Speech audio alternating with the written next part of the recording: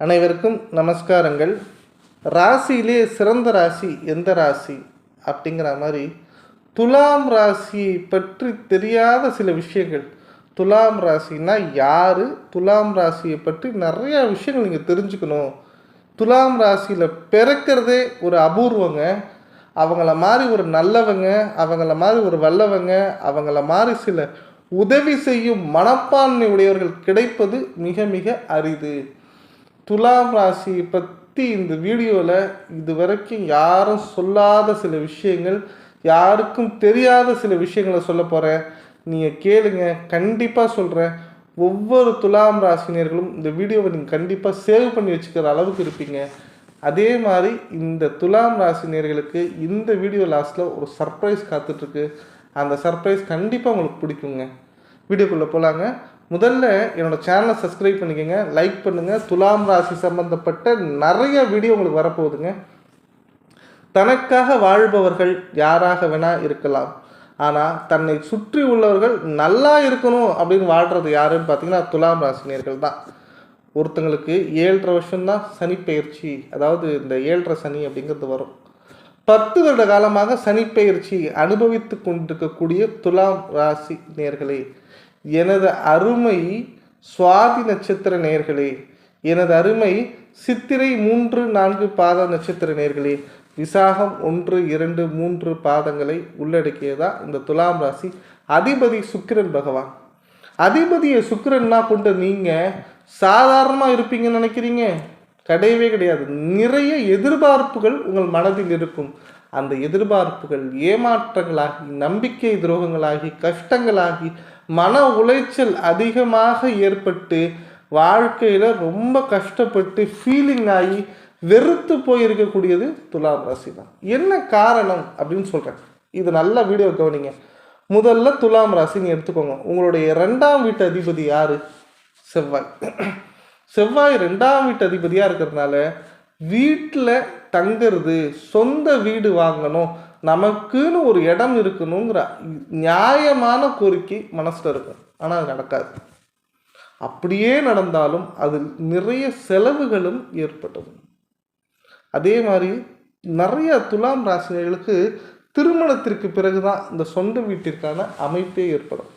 காரணம் 7ஆம் வீட்டு அதிபதியும் செவ்வாய் தான். 3ஆம் வீடு யாருன்னு பார்த்தீங்கன்னா குரு பகவான். இந்த 3ஆம் வீட்டில் குரு பகவான் இருக்கிறதுனால முயற்சி செய்யக்கூடிய திறமை அதிகமாக துலாம் ராசினியர்களுக்கு உண்டு அப்படின்னு சொல்லலாம். சும்மா முயற்சி பண்ண மாட்டாங்க. முடிஞ்சவரை ஒரு விஷயத்தை முயற்சி செய்து வெற்றி அடைவார்கள். இந்த முயற்சியுடைய நோக்கம் என்ன இருக்கும் அப்படின்னு பார்த்தீங்கன்னா செல்ஃபிஷ்னாக இருக்காது.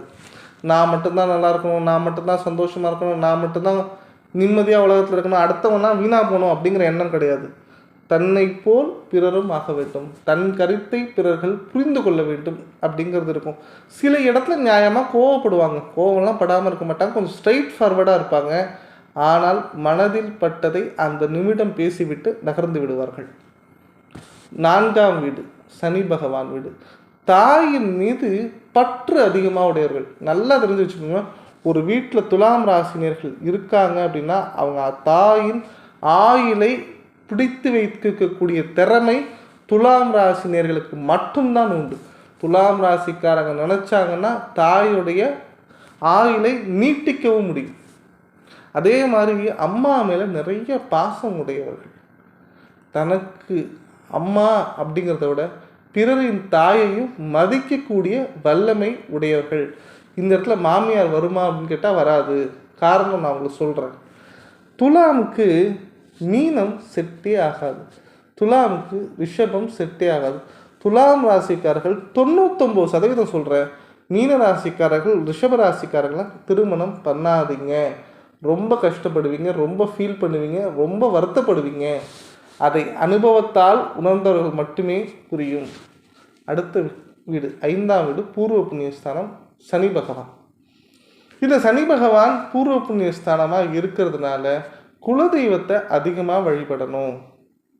ஏன்னா 4ஆம் வீடு எடுத்துக்கிட்டோன்னா செவ்வாய் அங்கே உச்சம், குரு பகவான் நீச்சம்.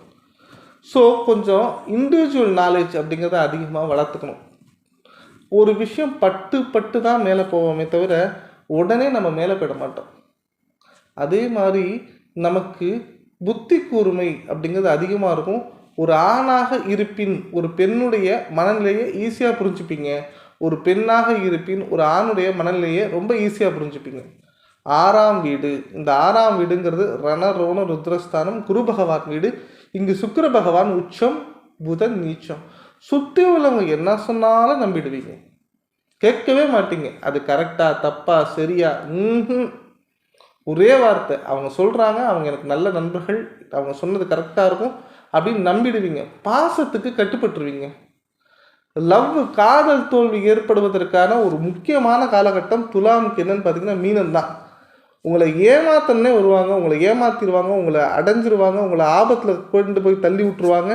கஷ்டப்படுவீங்க, ஃபீல் பண்ணுவீங்க. மனதளவிலும் சரி உடல் அளவிலும் சரி ஒரு தெளிவான சிந்தனை வர்றதுக்கு காலம் ரொம்ப எடுத்துக்கும். காரணம் இதுதான். ஆனால் எதிர்பார்ப்பீங்க, பேசவே மாட்டீங்க. ஒருத்தங்கிட்ட பேசிட்டா அவங்கள்ட்ட நிறைய எதிர்பார்ப்பீங்க. நீங்கள் எதிர்பார்க்கும் போது அவங்களை ஏமாத்த ஆரம்பிப்பாங்க.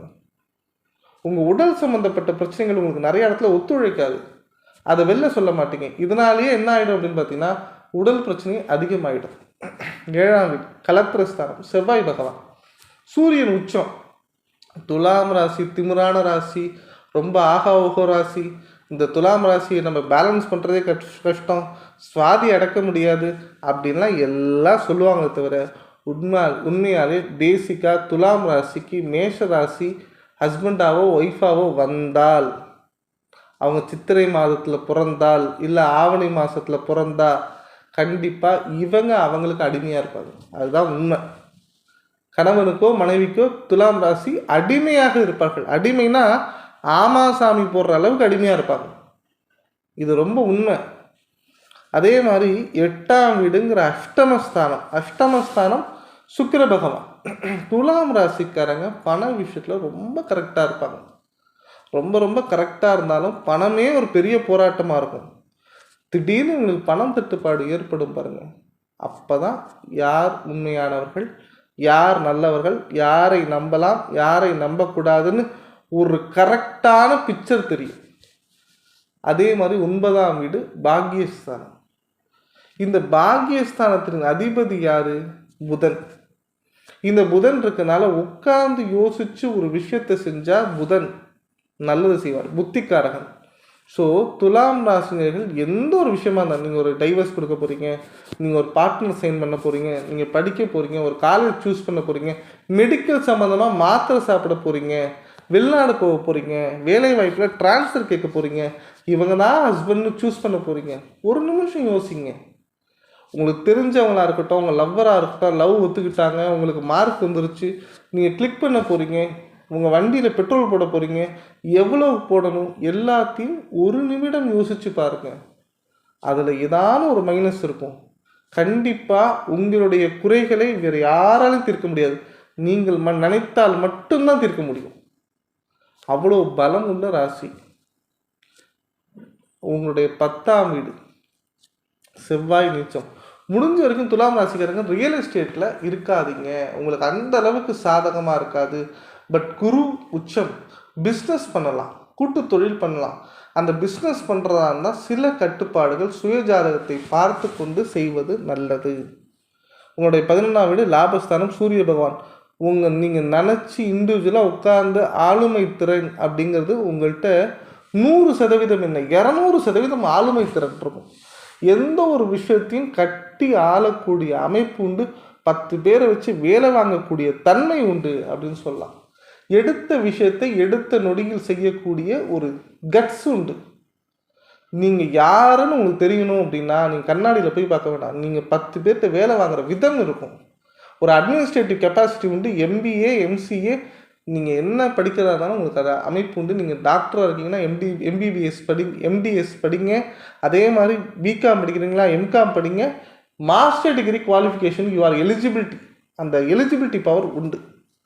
அதே மாதிரி உங்களுடைய அஷ்டமஸ்தானத்தில் சந்திரன் உச்சம். அதனால் நிறைய சிந்தனைகள் வரும், நிறைய யோசனைகள் வரும். ஒரு விஷயம் செய்யலாமா வேணாமான்னு யோசனை ஆசிலேஷன்லேயே நிறைய ஏமாந்துருவீங்க. 10ஆம் வீடுலேருந்து 11ஆம் வீடு வரைக்கும் லாபமாக இருக்குது. இந்த 12ஆம் வீடு இருக்குது பாருங்கள், இதுவும் புதன் பகவான் வீடு தான். இங்கே சுக்கிரன் நீச்சம். தெரியாமல் ஒருத்தங்க நம்பிட்டிங்கன்னா பணம் காசெல்லாம் விட்டுருவீங்க, ஜீரோக்கு வந்துடுவீங்க. பரமபத வாசல் மாதிரி தான். எவ்வளோக்கு எவ்வளோ மேலே போகிறீங்களோ அவ்வளோக்கு எவ்வளோ ஜீரோவாக கீழே வந்துடுவீங்க.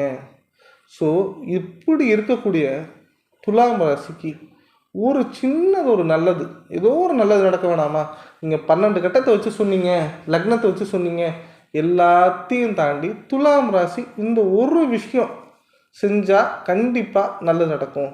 நான் வீடியோ ஆரம்பத்தில் சொன்னேன் ஒரு சர்ப்ரைஸ் இருக்குது அப்படின்னு. என்னோடய சேனலை சப்ஸ்கிரைப் பண்ணிக்கோங்க, உங்கள் நண்பர்களுக்கு ஷேர் பண்ணுங்கள். இந்த சர்ப்ரைஸ்ன்னா மாட்டுக்கு அச்சு வெல்லம் கொடுத்தீங்கன்னா, பசு மாட்டுக்கு இல்லை சென மாட்டுக்கு அச்சு வெல்லம் கொடுத்தீங்கன்னா 100 ஆண்டு கால பிரச்சனை, சந்ததி வழியாக இருக்கக்கூடிய பிரச்சனை, 100 கோவில் போகக்கூடிய பிரச்சனை எல்லாம் ஒரே நிமிஷத்தில் தீரக்கூடிய அமைப்பு.